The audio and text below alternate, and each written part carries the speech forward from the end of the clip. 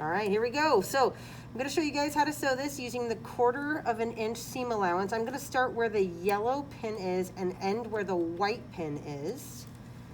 And so I'm going to set this under the foot and bring the foot down, pull out the pin. I'm going to put the needle in and tie my knot. And you always want to make sure stuff is going to go smooth into the machine and you don't want to hit any of those pins. Here we go.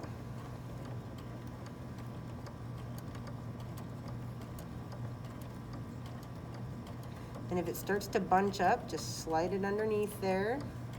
And the mask does a little curve. So I'm going to stop, take the pin out, maybe do one more stitch with the needle end and lift the foot. Make sure you pivot a little, just a tiny bit, so that you change the plane so that you're running along the foot again. Okay, sew to the pin. Stop, pull out the pin. Keep going. And you got to turn the fabric a little bit as you go.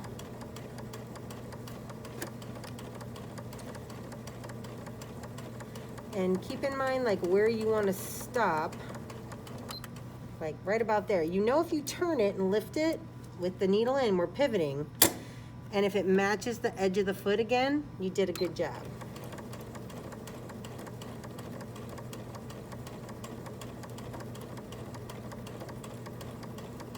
Okay. Same thing, if I try it again, perfect. Pull out the pin. We're almost halfway done.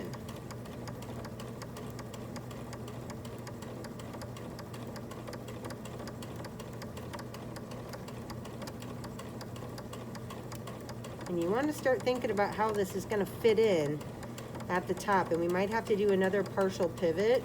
I'm going to loosen up the pin a little bit. Pull the pin. And I don't think I'm going to need to. Looks like I can just keep going on that one.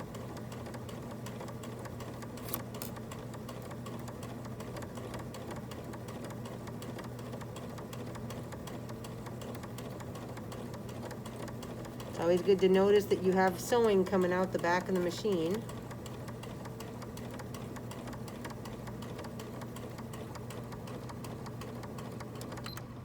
Check it. Oh, too wide. See that? We're gonna see how there's too much fabric sticking out.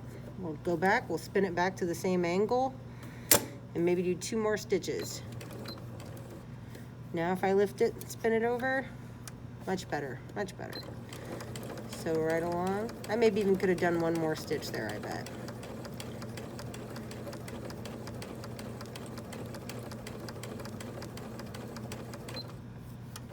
Turn, pull out the white, but remember that's where I'm stopping. So I'm going to sew about to where that white was, touch stop, tie a knot, take the needle out, lift the foot up, slide it out, cut near it, and at the same time trim any other threads that you've got so that you kind of keep it neat. So now this is fully sewn, but it does not look like any mask you've ever seen before, right? Notice the seams are on the outside, but we left an opening right here. So we can actually reach in and begin to turn it so that we bring the seams to the inside and the mask to the outside. Now you're gonna have to work with it for a while to get it all pulled out correctly. Maybe even, you know, use a gadget. This is just from the scissors to help you poke out like the corners of the mask. And at this point, you can take it to the iron and iron it to smooth it out and make it start to look like a face mask. This is also a good place to kind of hold it up to your face and see if it's gonna fit you. Because if it's too big, you can turn it back the other way and shorten the sides, right?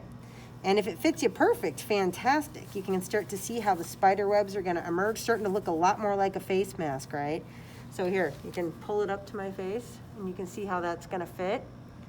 All I have to do next is fold the insides, pin it, fold this one, pin it, and then I'm gonna iron, actually I'm gonna iron first, and then I'm gonna top stitch all the way around it, making sure that I close the hole, because we don't want a hole in the bottom of our mask, right? All right, thank you.